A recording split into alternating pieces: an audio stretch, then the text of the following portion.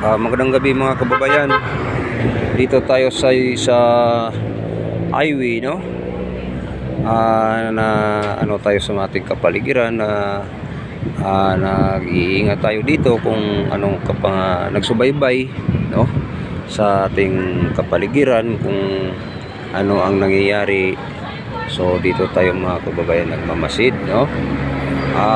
Sa ating mga kasamahan nating mga vlogger, shout out sa inyong lahat sa Team Duterte. Shout out sa lahat, lalo na sa ating mga nag-subscribe, lalo na sa ating nanood sa ating YouTube channel TV, no? Maraming salamat, no? Papatuloy lang tayo mga kababayan sa ating pag-vlog. Ang importante nga yung katotohanan lang ang ating i-discuss dito kung anong nangyayari sa ating kapaligiran mga kababayan. So maraming salamat sa inyo, no? So lalo na ngayon ang mga senador nating ay busy, no? Subaybayan lang natin kung anong nangyayari sa ating kapaligiran, no? Lalo na ngayon ay isang may vlogger na bayaran, tapos bumalingling na ngayon, no? Siya ay nagpapanggap na supremo, no? Siya ay nagpapanggap na supremo, papanggap ng tinatawag ng NBI, no? Pero isa pala siya ay piki or bayaran ni Bongbong Marcos, no? So ngayon, di ba malaking yun,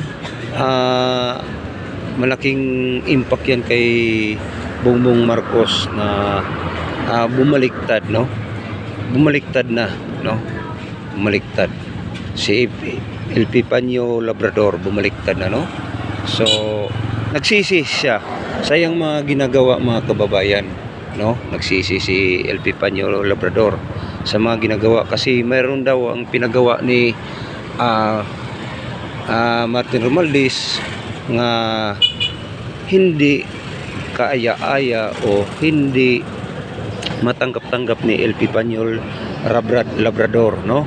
So hindi tayo nagsasabi, si LP Panyo Labrador may nagsasabi niyan mga kababayan, hindi tayo, no? So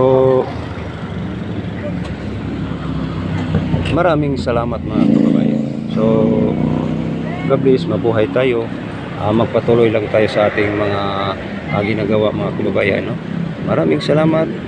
Subaybayan lang natin ang ating kapaligiran mga kababayan, no?